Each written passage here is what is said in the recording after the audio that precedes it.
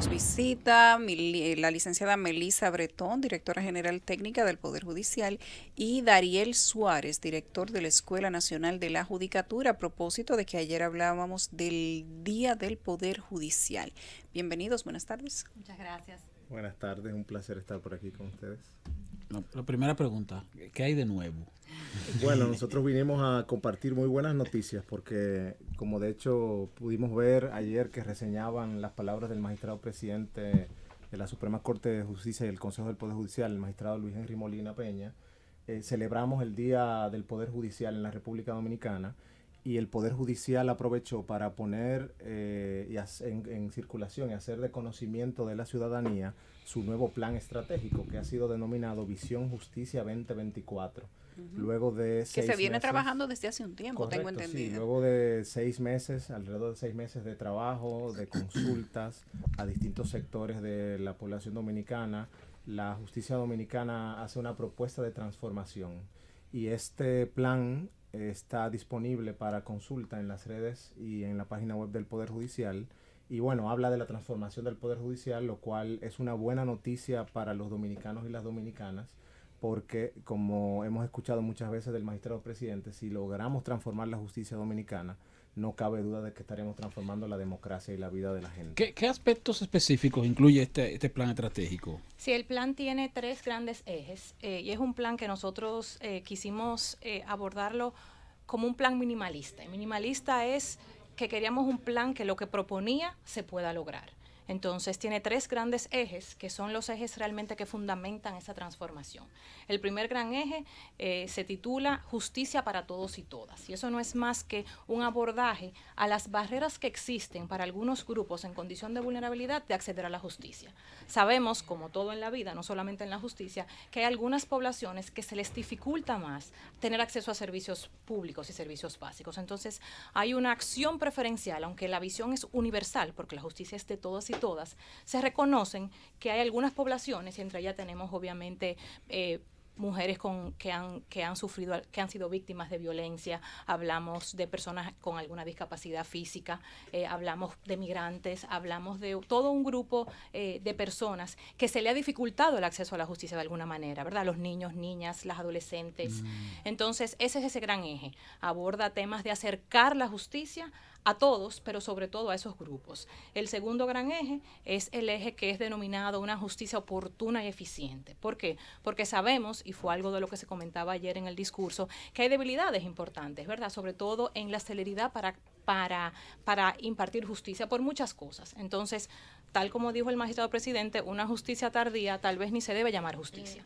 Entonces, la idea es generar los cambios en las estructuras, en los procesos internos, ¿verdad? Nuestros, para poder reducir tiempos, para poder ser un poco más eficientes. Ahí tenemos todo lo que tiene que ver con la tecnología. Cómo definitivamente la tecnología es un aliado en el marco de la justicia, que aunque se usa, realmente no en su potencial completo. Hoy en día hay procesos en el marco de la justicia que no requerirían realmente una presencia en caso, pero de todas maneras la gente tiene que trasladarse a un tribunal. Entonces, ¿de qué forma los mecanismos digitales nos acortan los procesos, pero también el traslado y por tanto los recursos?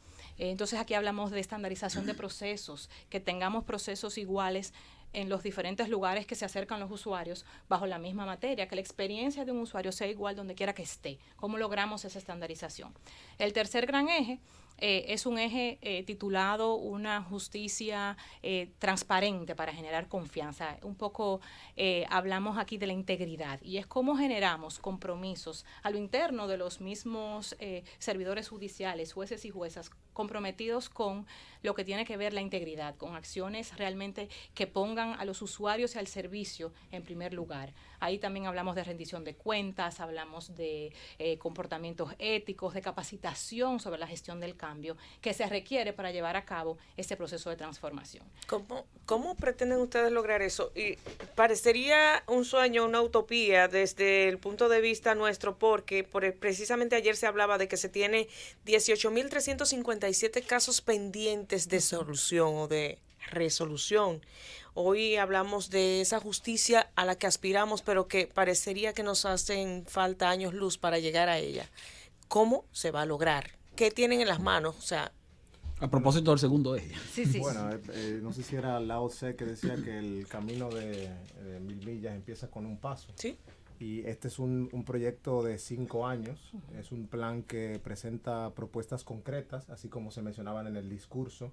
El tema de la mora es un tema complejo, es un tema que constituye un reto para el sistema de justicia, es evidente, porque hace que la justicia no sea eficiente. Entonces, ayer el magistrado presidente hacía alusión a propuestas concretas, como empezar por el ejemplo, la autoexigencia del propio máximo tribunal, que tiene que empezar a fallar los casos más antiguos, porque en la propia Suprema Corte de Justicia hay muchos casos pendientes de fallo por mucho tiempo, y efectivamente eso hace que la gente tenga una percepción de que la justicia no le responde. Pero también hablaba incluso de la posibilidad de que, una vez vistos los recursos, que con que cuente el Poder Judicial haya una distribución equitativa de los casos, que no haya jueces con más casos y otros con muy pocos casos. Entonces eso va a permitir la existencia de un juez administrador que va a poder ayudar a descongestionar el sistema, para que incluso, si de ser necesario, jueces de cortes de apelación tuvieran que conocer casos de primera instancia si fuera necesario, aunque luego estuvieran excluidos de la apelación si ese caso fuera apelación. Y así con muchas otras medidas, como por ejemplo la promoción de las prácticas de resolución alternativa de controversia. Es decir, que hay una tarea larga, ardua, pero que va a empezar este año, y que, bueno, en el 2024 esperamos poder evidenciar resultados que puedan ganar confianza de la población hacia la justicia. Tradicionalmente, cuando uno escucha el discurso del presidente de la Suprema Corte de Justicia todos los años, se enfoca más en lo que tiene que ver con el presupuesto, que dicho sea de paso, siempre ha sido insuficiente, por lo tanto se justifica. Esta vez hemos visto un planteamiento más enfocado en planes de acción que en la necesidad de dinero para ejecutar esos planes de acción. Como quiera, se necesita dinero. Es así, y la realidad es que hay una ley que exige el 2.66% y que no se ha cumplido. Entonces, el tema presupuestario es un tema real. Sin embargo, el discurso ayer versaba también sobre la autoexigencia, y es como nosotros, para aquellas cosas que sí tenemos el control, donde sí el éxito depende de la gestión del Poder Judicial, se hace. Entonces, con los recursos que tenemos, ¿cómo podemos optimizarlo mejor? Eso no cierra el debate, obviamente, de la necesidad de presupuesto, pero sí es una visión hacia adentro, introspectiva, y que es como algo transversal en el marco del plan, es cómo podemos ser más eficientes hoy con lo que tenemos. Hay cosas que pueden requerirse, que pueden hacerse a través de mejoras internas, de procesos internos de procedimientos. Hay otros que van a requerir mejoras legales que tendrán que venir en su momento a través de toda una agenda legislativa que hay que agotar. Pero sí hay un principio de responsabilidad y autoexigencia, que un poco sobre eso va, y sobre cómo con los recursos que tenemos lo distribuimos, tanto económicos como humanos, en el caso que mencionaba el director, sobre los jueces, cómo podemos hacer un sistema que responda a las necesidades propias que vemos en el día a día y que pueden ser cambiantes. Hablamos mucho aquí de justicia casi diario, ¿verdad? Y hemos planteado que la justicia muchas veces es injusta. Hay casos que vienen aconteciendo como el de embarazos en adolescentes, y cómo eso pasa como si fuera una práctica normal, aun cuando está condenado por la ley. ¿Qué se tiene contemplado? Aun cuando la víctima no vaya y haga la denuncia, no hay un mecanismo que permita que a ese abusador mayor que metió a esa muchacha joven o adolescente en una relación, la preñó y demás, tenga una consecuencia, aun cuando esa muchacha no se dé cuenta que ella es una víctima y no vaya ella misma y lo denuncie.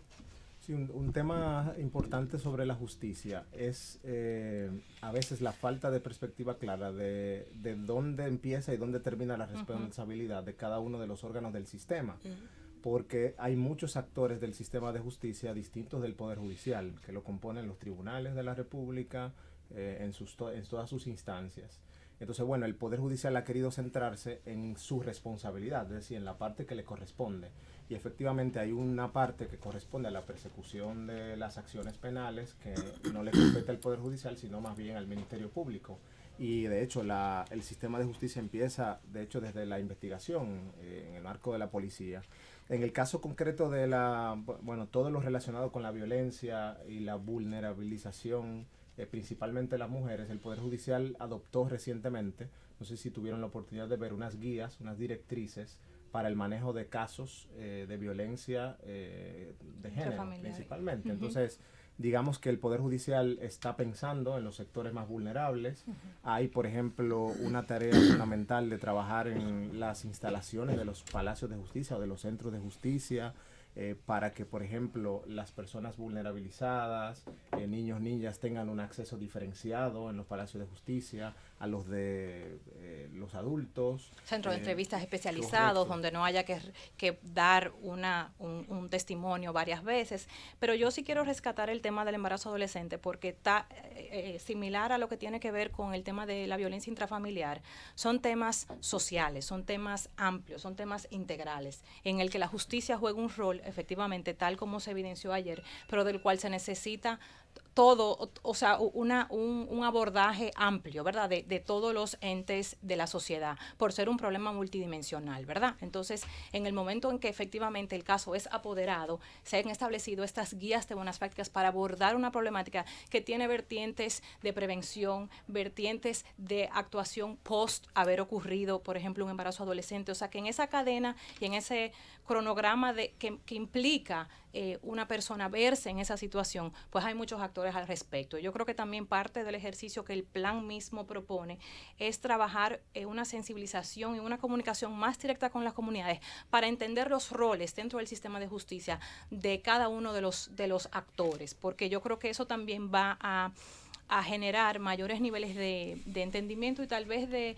acercamiento obviamente que lo que queremos es que lleve a confianza del Poder Judicial, sabiendo que la justicia es un todo, ¿correcto? O sea, que somos varios actores. Y es un desafío de la justicia, pero es un desafío también de muchos otros sectores que abordan estas poblaciones. Por nuestra parte, ¿cuándo la sociedad va a empezar a percibir esos cambios?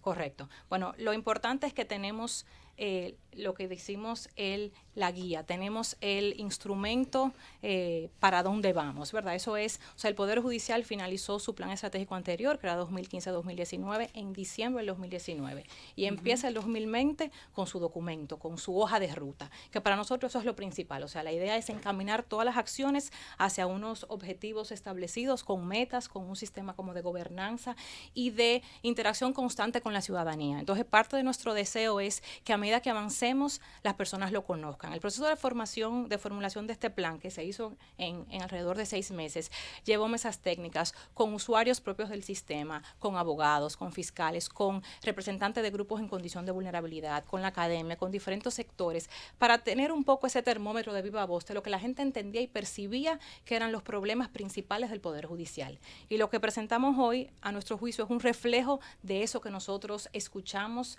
y recibimos de la ciudadanía.